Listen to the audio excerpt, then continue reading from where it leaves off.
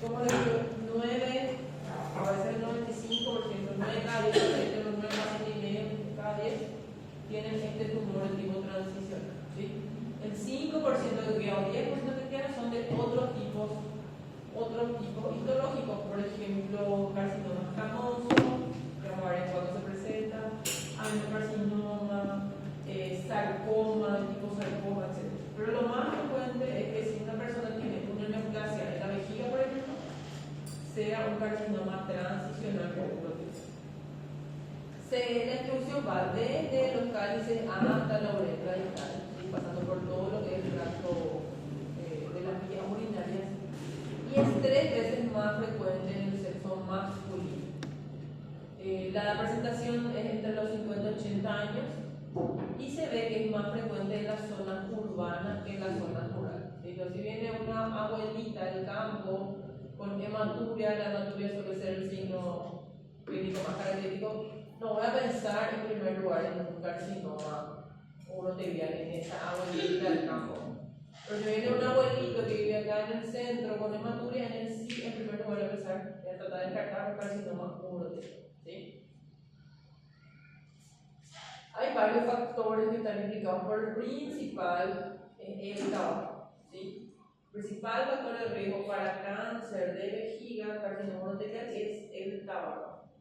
Se le comenta de casi 7 veces que en los pacientes no fumadores. Otro factor de riesgo también muy relacionado con el cáncer de vejiga es la exposición industrial a las aminas, especialmente a la 2-naftilamina, que se vio que aquellos pacientes trabajadores que están expuestos a estas aminas industriales pueden presentar tumores incluso hasta 40 años por haber estado expuestos a estas sustancias. ¿Sí? Empiezan a aparecer los tumores entre 14 a 40 años después de la exposición inicial. También hay algunos fármacos que están implicados en el cáncer de vejiga, como por ejemplo la ciclofosfamida, el uso prolongado de analgésicos, como hemos visto la semana pasada, que dañaba la papila renal, por ejemplo, producía necrosis papilar, y esa necrosis papilar, como se regenera después del cáliz, también puede inducir a que durante la regeneración de ese epitelio ocurran mutaciones y tengamos un carcinoma tipo urotélico. Y también se vio que aquellos pacientes que se someten a radioterapia por algunos tumores que posteriormente pueden presentar tumores de las vías urinarias o del tracto urinario relacionados con la radioterapia. Otro ejemplo de factor de riesgo es este microorganismo que se llama Schistosoma hematobium, que da la esquistosomiasis vesical. Se ve principalmente en Egipto y en otros, o sea, es endémico en Egipto. Los pacientes que están infectados con el schistosoma tienen una cistitis, que es una inflamación de la vejiga. Esa cistitis, como una inflamación crónica, recurrente, persistente, las células o el tejido urotelial hace una metaplasia escamosa para tratar de protegerse o soportar la agresión por este microorganismo. Entonces los pacientes tienen inflamación crónica, tienen metaplasia escamosa, y esos pacientes con metaplasia escamosa tienen un riesgo elevado de hacer un carcinoma, pero no van a ser el carcinoma típico que dijimos que era el carcinoma urotelial, sino que van a ser un carcinoma escamoso. ¿Y por qué hacen un carcinoma escamoso? Porque tienen una metaplasia escamosa. Y esa metaplasia escamosa después van a hacer displasia, y después la displasia hace la neoplasia. ¿Sí? Entonces, estos están todos relacionados al carcinoma urotelial y el schistosoma está relacionado al carcinoma escamoso.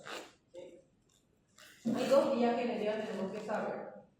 El urotelio normal, que es el epitelio transicional con las células en parábola, que tiene más o menos 7 capas de células, puede sufrir mutaciones. Si las mutaciones que sufren están relacionadas a pérdidas de ciertos genes que se alojan en el cromosoma 9, por ejemplo, los genes que codifican el RAS, el paciente va a desarrollar unas lesiones que son así papilares, que forman papilas o proyecciones, como dedos, pero esas papilas son superficiales, no infiltran, tienen poca tibia y tienen bajo riesgo de producir después un carcinoma infiltrante. Ahora, si este urotelio sufre mutaciones, como se ve por ejemplo en los pacientes expuestos al tabaco, que implican mutaciones de pérdidas en el cromosoma 14, por ejemplo, donde está el gen RB o del P53, eso hace que el paciente tenga una lesión, que es una displasia de alto grado o carcinoma in situ. Las lesiones no suelen ser papilares, suelen ser planas, y una vez que rompen el membrana basal, tienen alto riesgo de convertirse en un tumor infiltrante, convertirse en un carcinoma urotelial infiltrante. ¿Sí? Entonces tenemos dos vías.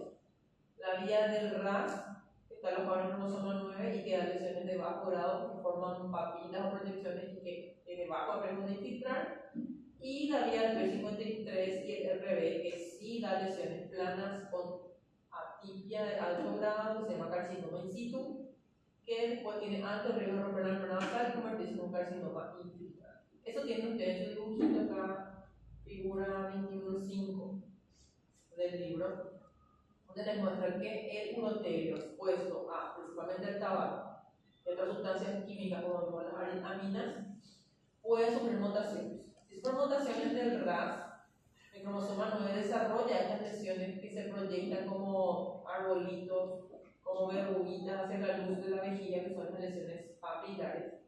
Pero esas lesiones papilares generalmente son de bajo grado y tienen bajo riesgo de convertirse en lesiones infiltrantes. Pueden convertirse a más después, que estas lesiones superficiales, si rompen la membrana basal, se convierten en lesiones papilares infiltrantes.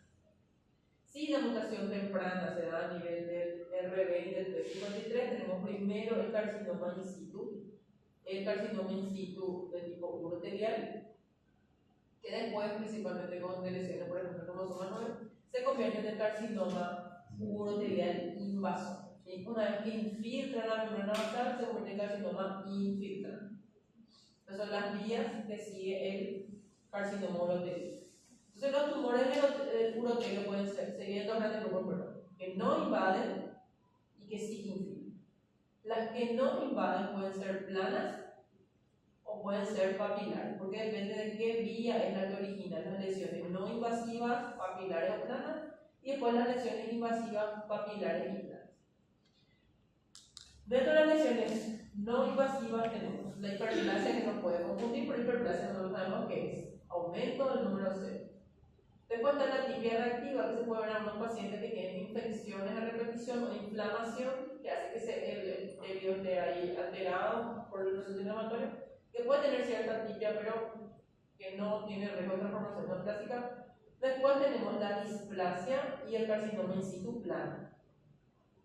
Por otro lado tenemos las lesiones que forman estas proyecciones de dos papilas, y el papiloma urotelial, como su nombre termina en oma, que es benigno. Este papiloma también tiene una versión que nos puede confundir, se llama papiloma invertido, donde la papila, en vez de crecer hacia afuera, crece hacia adentro, pero no infiltra, solo que tiene un crecimiento invertido, en vez de crecer hacia forma exofítica, crece por dentro, buscando, pero no infiltrando. Ahí tenemos el papiloma invertido. Después tenemos esta lesión, el papiloma urotelial, que tiene un potencial maligno bajo. Tiene un potencial maligno, pero que no es muy feo, o sea, es medio feo, no podemos decir benigno, pero tampoco es tan feo, no podemos decir que es maligno. ¿Sí?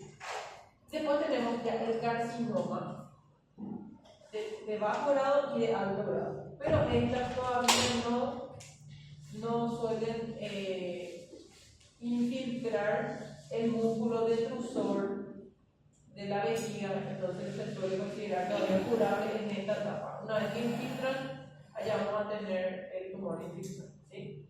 Vamos a empezar con las lesiones que no son invasivas y que se presentan como lesiones planas. La hiperplasia es el aumento del número de células. No hay atipia. ¿Sí? El número de células normal, el número de capas normal del urotelio es más o menos 7 capas de células. Acá vamos a tener de 20, 30 capas de células. Suele ser secundario a irritaciones, cistitis, inflamaciones, pero no hay atipia. Y si nos fijamos en la superficie, que es lo que importa, ahí va a haber la presencia de ahí arriba las células en cúpula o células en paraguas. ¿Sí? Acá están todas las células superficiales que tienen esa forma de cúpula o paraguas, que es lo característico del urotelio. Solo que acá en vez de tener 7 capas de células, tenemos de 20, 30 capas de células. Eso hace que haya un aumento del número de células y que haya un aumento del grosor cuando miramos de manera macroscópica incluso y en histología, un aumento del grosor de la pared. ¿Sí? Después tenemos la tipia reactiva, que van a ver que hay hemorragia, inflamatorio, y que lo que se ve acá es una mitosis aumentada. ¿Por qué? Porque se está lesionando el epitelio y se tiene que reemplazar por un nuevo epitelio.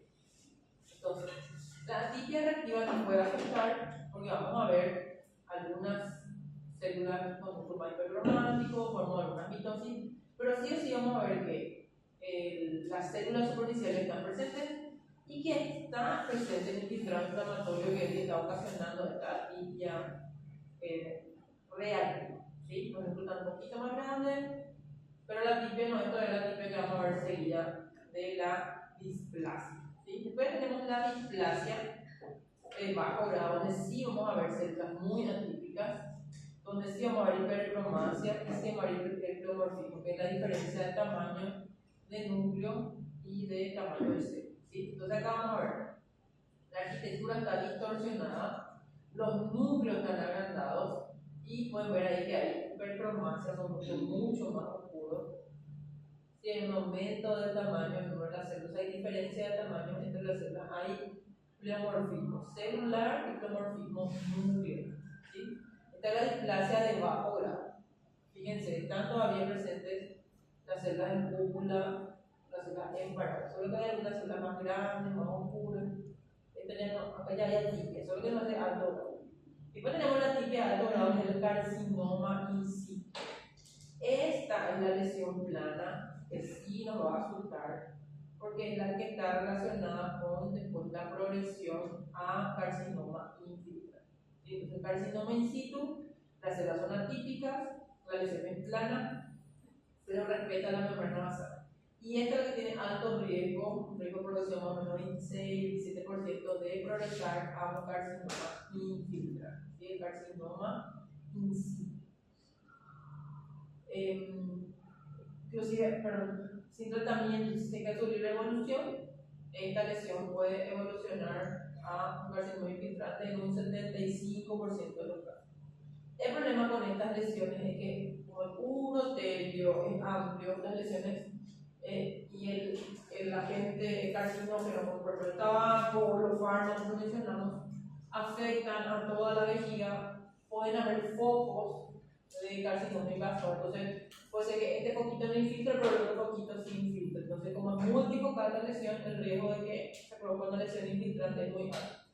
¿Qué vamos a ver? Primero que hay pocas capas de células. ¿Se acuerdan que en la hiperplasia hay muchísimas? Acá hay pocas capas. ¿Por qué? Porque las células, a medida que se van volviéndose más atípicas, pierden uniones intercelulares y se desprenden. Y eso hace que el espesor sea más bajito. Al desprenderse podemos tener células neoplásicas en la orina, entonces le podemos hacer un estudio citológico de la orina al paciente que sospechamos que tiene un tumor antes de hacer la biopsia y podemos llegar a ver células neoplásicas en la orina, cosa que no vamos a ver en las otras lesiones. ¿Por qué? Porque no se desprenden, no se escapan las células. Vamos a ver qué hay. Desorden arquitectural, las células están orientadas al azar. Ya no vemos las células en cúpula o paraguas en la superficie, los núcleos están hipercromáticos, empiezan a presentar nucleolos, que normalmente no se suelen ver los nucleolos, pero ahora sí ya son súper evidentes los nucleolos, y algunas células pueden tener múltiples nucleolos. ¿Sí? Entonces, todas son características de una atipia de alto grado. Cuando tenemos esto, voy a mostrar otra anterior. Anterior tiene varias capas de células, todavía están las células basales, hay todavía cierto orden, están las células en cúpula o paraguas superficiales. Hay algunas células que obviamente no son típicas y eso hace que tenga una displasia, un crecimiento desordenado. Pero acá hay varias capas de células y hay todavía un orden. Acá ya no hay un orden. Acá hay cualquier célula está en la superficie, no son las células del paraguas. Las células son francamente atípicas, tienen nucleolos, hipercromasia, que tienen pocas capas de células porque se van desprendiendo. Esto es lo característico del carcinoma in situ, que puede progresar a un carcinoma infiltrante. Eso en cuanto a las lesiones planas, que todavía no invaden. Ahora vamos a ver las lesiones papilares. Y dijimos que las lesiones no invasivas podían ser planas o podían ser papilares. Ahora vamos a ver las papilares.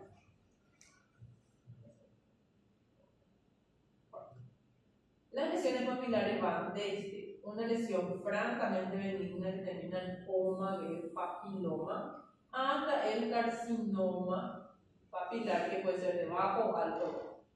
La primera lesión es el papiloma, que tiene papilas simples, revestidas por un urotelio que tiene un grosor normal y que en la superficie están las células en cúpula o parábola. Todo esto respecto a la membrana basal. Después tenemos la neoplasia urotelial papilar de bajo potencial de malignidad. Tiene papilas más complejas. Puede haber un aumento del número de células y por una hiperplasia tapizando las papilas. Los núcleos son núcleos sin atopia. Están las células cúpula paradas en la superficie. La membrana basal está intacta. Pero como tiene mayor complejidad que un papiloma, pero no tiene atipia como un carcinoma, entonces queda como una neoplasia de bajo potencial de malignidad. Puede ser que progrese a una lesión de mayor grado o puede ser que permanezca así como, ¿sí? Tiene el potencial de transformarse, pero es muy bajo. Y después tenemos el carcinoma papilar urotelial, que puede ser de bajo grado o de alto grado. Todavía estas lesiones respetan la membrana basal, ¿sí? Una vez que infiltra se llama carcinoma infiltrante. El papilar de bajo grado se caracteriza porque tiene papilas más complejas, algunas pueden estar fusionadas. Vamos a ver que hay atipia, pero hay un aumento del número de células, a diferencia del de alto grado donde las papilas son más complejas, pero el espesor del epitelio es bajito. Es igual al in situ que vimos recién. Empiezan a desprenderse las células, entonces el espesor del epitelio que tapiza la papila es un epitelio más bajito porque tiene menos capas de células. Y por supuesto que acá la atipia es mucho mayor que en la de bajo grado, ¿sí? Vamos a ver acá uno. Vamos a empezar con el papiloma. Papiloma es una lesión benigna que se caracteriza porque el urotelio presenta estas proyecciones como dedos o papilas, tiene un eje conjuntivo y vascular, el epitelio es el mismo epitelio que tapiza la vejiga normalmente, un epitelio sin atipias, están todas las células en cúpula paradas en la superficie, tiene entre 7 a 14 capas de células, que es lo normal, ¿sí? Hasta su eje vascular.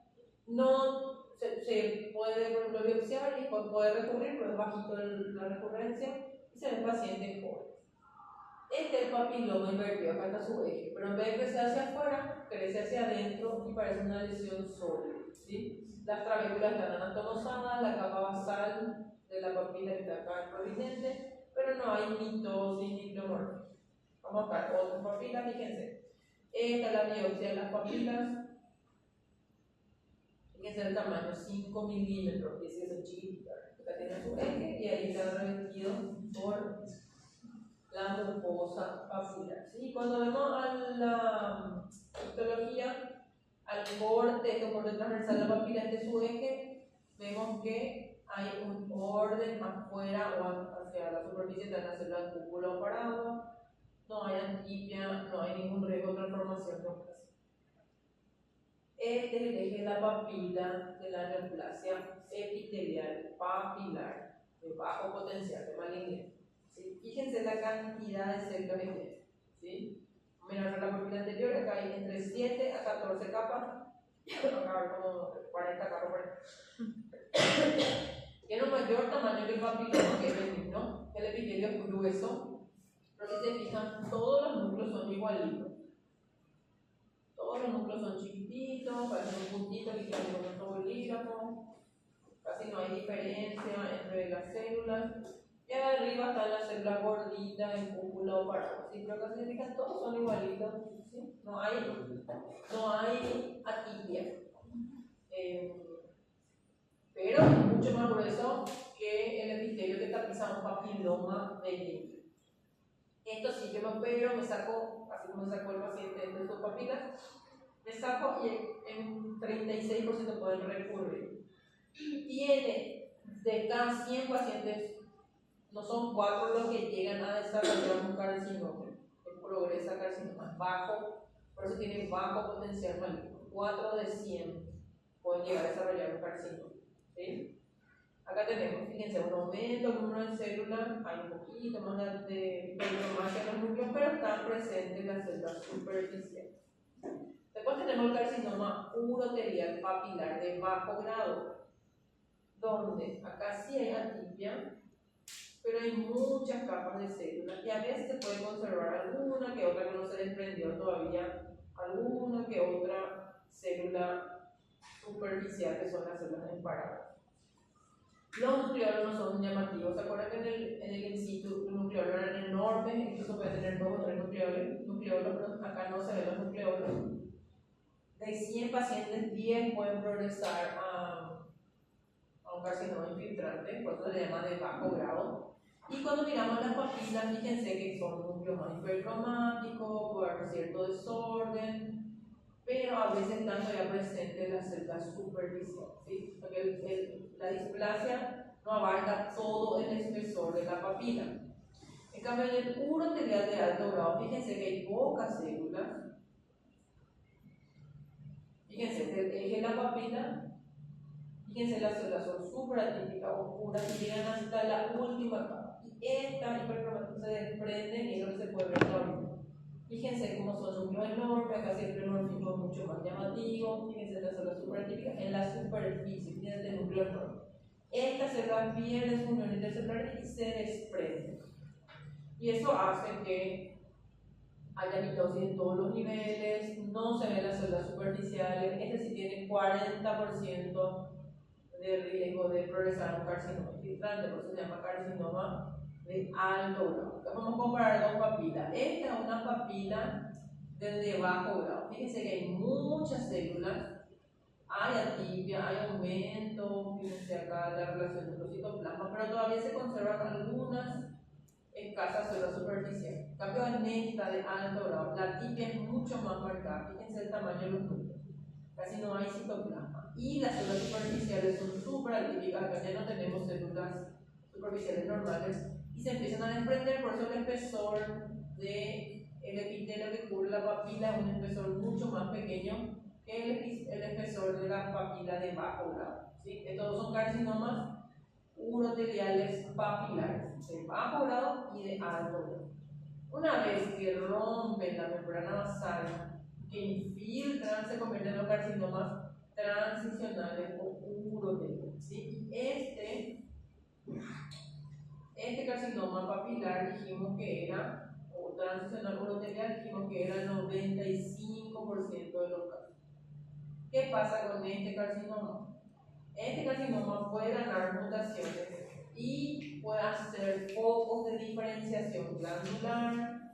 En algunas áreas pueden hacer sábanas de células escamosas con queratina, puede hacer focos de tromboblasto, pueden hacer patrón anidado, microquítico, micropapilar, sarcomatoide. Todo eso puede hacer este carcinoma transicional o urotelial, que era el 95% de los casos.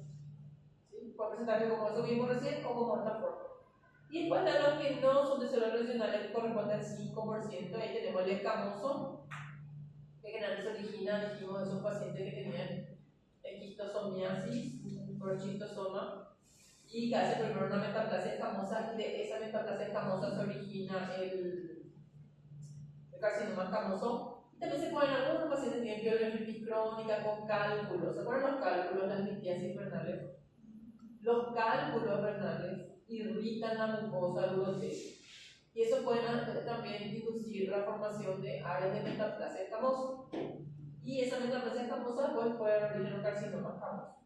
Después tenemos otros tumores más raros que son los adenocarcinomas, que se puede ver en pacientes que tienen metaplasia intestinal. También también en pacientes con irritación crónica pueden desarrollar focos de metaplasia intestinal y a partir de allí hacer adenocarcinoma, o a veces algunos pacientes tienen mala suerte, quedan restos embriológicos del uraco y del uraco se originan los adenocarcinomas. Pues están los mixtos que no se mezclan relacionadas con escamosos, etcétera, de células pequeñas y sarcoma. Todos son rarezas. O sea, dijimos 95% de células transicionales, solamente el 5% de esto, y de estos son los más comunes, estos son súper raros.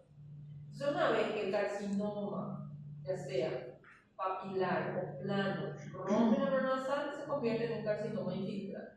Ahí tenemos el carcinoma papilar infiltrante y el carcinoma plano infiltrante. ¿Sí?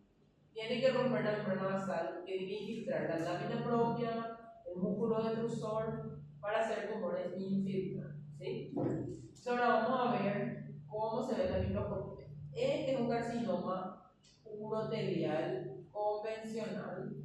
Fíjense cómo las papilas, en esta parte no se ve la infiltración, pero les quiero mostrar cómo las papilas van perdiendo cada vez más células. Fíjense que tenemos una capa celular en esta parte, tiene dos papilas. ¿Por qué? Porque las células se desprenden. De cuanto más alto grado es mi carcinoma papilar, más pierde el nivel celular y se desprenden las células neoplásicas en la orilla. Nosotros miramos la superficie, va a haber papilas, pero si miramos hacia la lámina propia, va a haber los nidos de células infiltrantes. ¿Sí?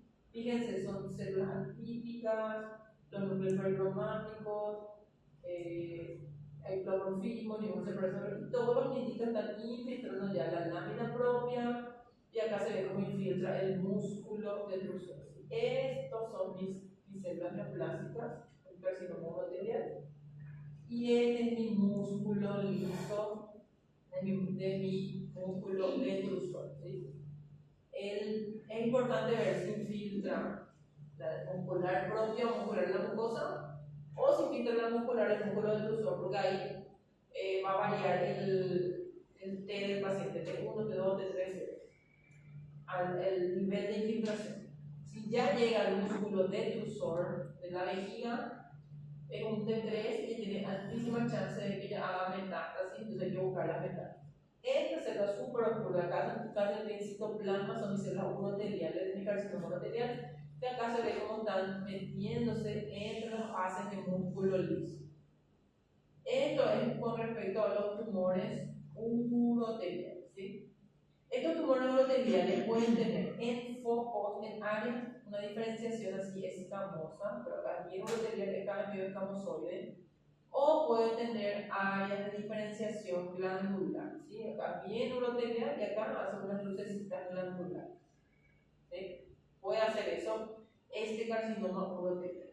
Después del carcinoma escamoso, que dijimos, niditos de células variadas invasivas en nidos, y acá se ve el músculo invadido por las células neoplásicas.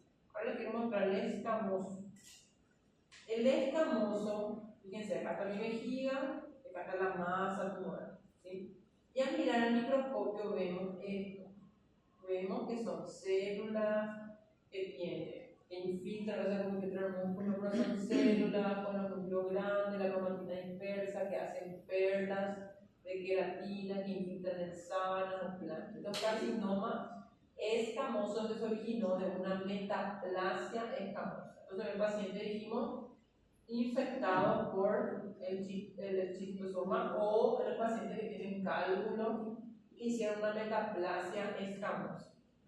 Del adenocarcinoma, fíjense, acá se ven luces glandulares, incluso se ven células caliciformes, ¿sí? Porque se origina de una metaplasia intestinal. ¿Sí? Estas glándulas están infiltrando, son glándulas infiltrantes, y acá se puede ver cómo tienen las células caliciformes que dieron origen a este tumor de focos de metaplasia intestinal.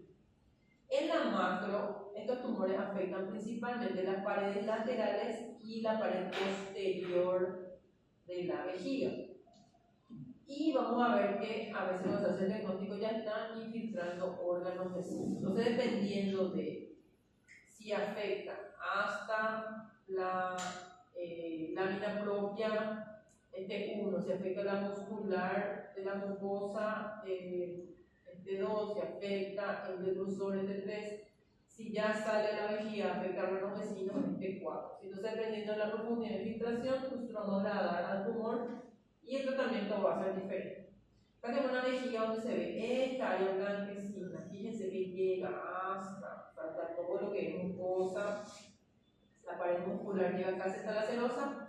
Esta es una neoplasia infiltrante, ¿sí? Acá tenemos otro, tiene papilas, ven ustedes que tiene como verruguitas. Acá se ve la mucosa normal y todas son verruguitas. Fíjense que es multifocal y fíjense que es una lesión infiltrante. ¿Sí? Acá se ve el color blanquecino en la pared muscular de la vejiga, ¿sí? Algunas veces hacia la luz, pero se ve que infiltra, ¿sí? Es una lesión papilar. Acá tenemos otra papilar de alto grado, fíjense que esta lesión papilar, ¿sí? Infiltra la pared muscular.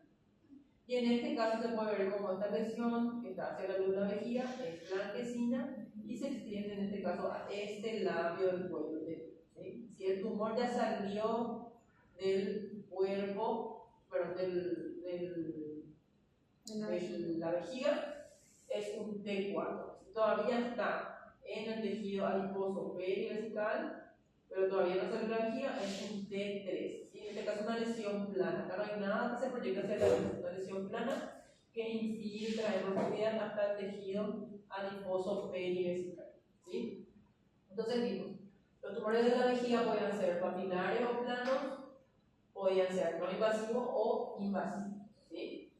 Los mismos podemos ver en el resto del tracto urinario, ¿sí? Que son la pelvis renal, la uretra, la uretra.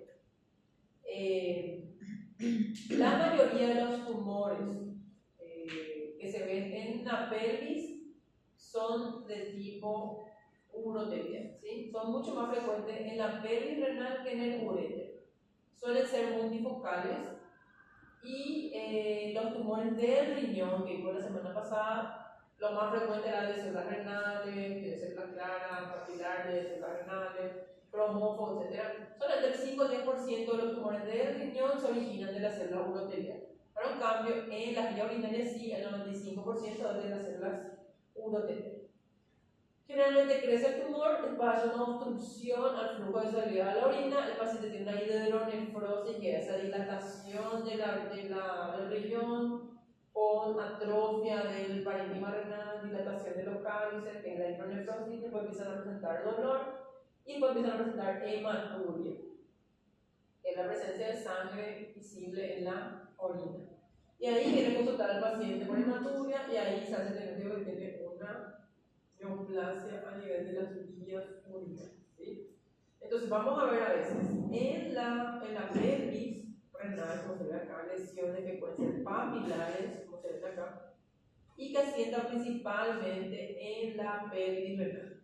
Si asientan en el uréter, pueden causar obstrucción y el paciente va a tener una hidronefrosis. La mayoría de las lesiones que se originan en la pelvis y en el uréter son papilares, no suelen ser planas como veíamos en la vejiga. Y pueden ser, como vimos hace rato, lesiones papilares no invasivas o pueden ser lesiones papilares infiltrantes. Y como todo el uroterio está expuesto al carcinógeno, ya sea por el tabaco, la harinamina, etc., las lesiones suelen ser multifocales. ¿Sí? ¿Qué vamos a ver en la microscopía? Y vamos a ver papilas que se originan del uroterio, y las papilas pueden ser, como se ven acá, complejas pero con atipia bajo grado, o, como se ve acá también, las papilas con un eje, la atipia bajo grado, donde hay todavía células superficiales, o de alto grado, ¿sí? O sea, mitosis a varios niveles, células atípicas en la superficie que pueden estar reemplazando a las células en paraguas, el núcleo evidente que normalmente no se ve en una célula uroterial normal. Y después, cuando infiltra, le damos estos nidos de células que tienen un núcleo enorme, alto índice mitótico, que pueden tener la cromatina laxa, núcleos evidentes. Y acá tenemos un ejemplo de un tumor que está invadiendo el riñón. Si acá se ve un glomérulo, acá se ven los túbulos, y acá se ven los nidos de células tumorales que están infiltrando el riñón. Se originaron en la pelvis y que ahora se están extendiendo hacia el riñón. Fíjense los núcleos como son grandes, como tienen nucleolo evidente, como la cromatina es laxa. ¿Sí? Estos niditos de células tumorales que están infiltrando, no se puede ver, al parénquima renal. Ese es el riesgo que tenemos si se origina en la pelvis renal, que infiltre también de paso el riñón. Entonces, para terminar, recordar, podemos tener dos tipos de lesiones en el urotelio. Las lesiones planas, que son las más riesgosas porque tienen mutaciones mucho más severas y tienen mayor riesgo de progresar a un carcinoma infiltrante que las lesiones papilares. Las lesiones papilares lo que tienen el riesgo que recurre, lo opera al paciente, le sacan y luego unos meses, un año bien, otra vez lo mismo. ¿Sí? Tienen alta recurrencia, pero no suelen infiltrar. Están asociados, dijimos, a la vía del RAF por la pérdida del cromosoma 9 y puede ser algo totalmente benigno como el papiloma, después tener una lesión de bajo potencial de malignidad, después tenemos carcinoma papilar no infiltrante que puede ser de alto o de bajo grado. ¿Sí? Y después tenemos por las lesiones planas que tenemos el carcinoma in situ que está relacionado con la pérdida del P53. Estos sí tienen un riesgo de progresión a invasión, dijimos entre un 50-75% si dejamos su libre evolución, de que se convierta en una lesión infiltrante. ¿Sí? Y bueno, eso era lo que queríamos hablar hoy del urotelio. ¿Sí? Y con esto terminamos todo lo que es nefro y riñón, y hoy arrancamos ya más pulido. Vamos a empezar con patología de aparato genital más pulido.